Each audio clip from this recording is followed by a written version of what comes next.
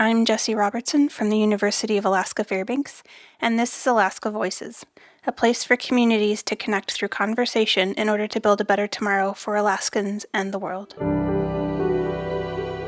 Originally, I grew up in Gakona, Alaska, Tyonek, Egypt, Idaho, Rampart, St. Lawrence Island, St. Paul. And I'm here with my student, my science buddy, my teacher, my homie. I'm his daughter. My name is Bob Bolton. I'll be 49 in a couple days. I'm in Fairbanks, Alaska with Scott Rupp, my friend and colleague. My name is Scott Rupp. I am 50 years old, and I'm talking to my friend and colleague, Bob Bolton. I know you're quite passionate about making sure that the work environment here is as fair and as level as possible, and I'm wondering how that interest and passion evolved. Is it something that's always been there, or was there a reason that all of a sudden that came into the forefront for you? It's definitely something that's evolved over time. I had a very good friend in my undergraduate degree who was female, who basically told me that I was messed up at times and needed to fix things in my mind regarding some of these things.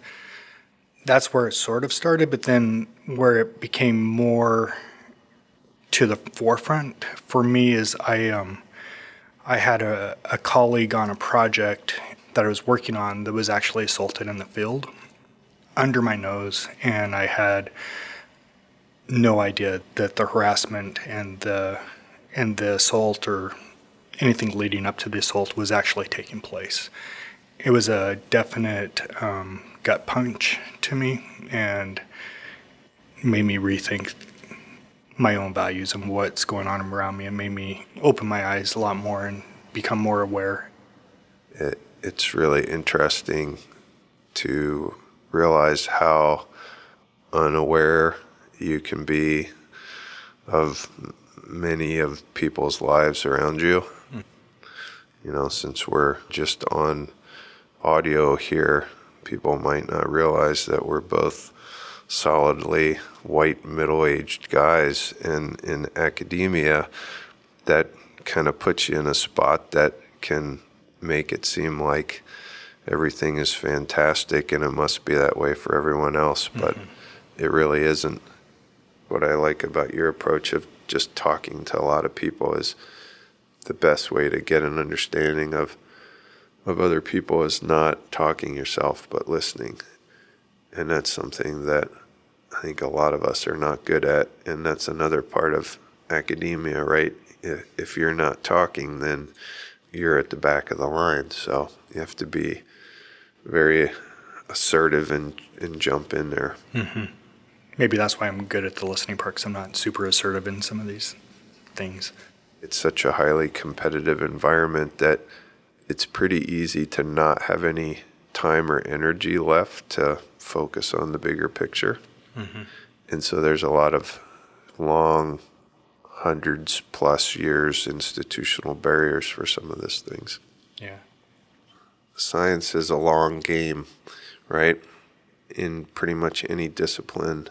And if you look back just over our careers in our particular disciplines, you can see how opportunities in various aspects of science have evolved, and it all took coordinated incremental change by the science community to make that happen. But when I talk to people that are in the field or in the classrooms and these incremental changes, I see that as being like significant progress over the last 5 years. But when I talk to these people, they're like, I am so sick of the status quo. I am so sick of incremental changes. I am sick of this. And so that makes me want to like skip step 2, skip step 3, move on to step 5, or what we're trying to get to. And it's frustrating because people behind me that I'm trying to support, they're frustrated and they don't see the change. They don't feel the change. I see the change. It's easy to be satisfied with incremental change when the incremental change is not affecting you, right? Mm-hmm. We've got it good, and we see that things are changing for others, and so that's a positive thing. But if it hasn't changed enough for them to feel as good as we do, then yeah, it probably looks really, really different through their glasses. I don't know. I just don't know where to go. And I've always been this goal-driven person, right? It's like I have a goal, and I know there's steps that I take to follow that goal. And I've gotten to point one, just awareness, and now Yeah. I'm not sure what point two is, step two is. And it's frustrating. And so in your mind, what do you think are the next steps? There's a balance to play. We need the soft money that comes in to support the science to make just about everything happen. And so even if I wanted to put all my energy over here, if I do that, then we potentially don't have enough funding to support the people that make you want to move over here, right? I don't know how to get around that, but it just seems to me we need to get more people that are desperate for the change to be in a position of making the change and not looking to others to affect the change for them. In all aspects, whether it's staff or students or other faculty, is just whenever you can do anything to help them succeed, you just need to find the time to do it. Even really little things. I think it's really fun to be able to do any small thing that empowers others to reach for their goals. That's a lot more satisfying than publishing a paper. Thanks for doing this. Yeah, no, this was fun. I like talking about this sort of thing with you.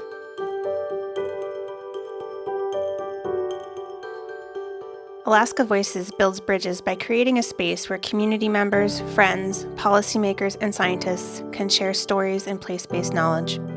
This project was developed in partnership with StoryCorps and was funded by the Alaska Climate Adaptation Science Center.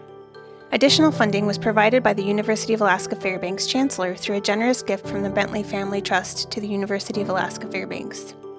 Alaska Voices would not be possible without the help and efforts of an amazing group of people. Our producer and audio engineer is Kelsey Skonberg of Mossy Stone Media. Our podcast and outreach specialist is Mike DeLue, and our website designer is Carolyn Rosner. If you are interested in more conversations or information, please visit our website at alaskavoices.org.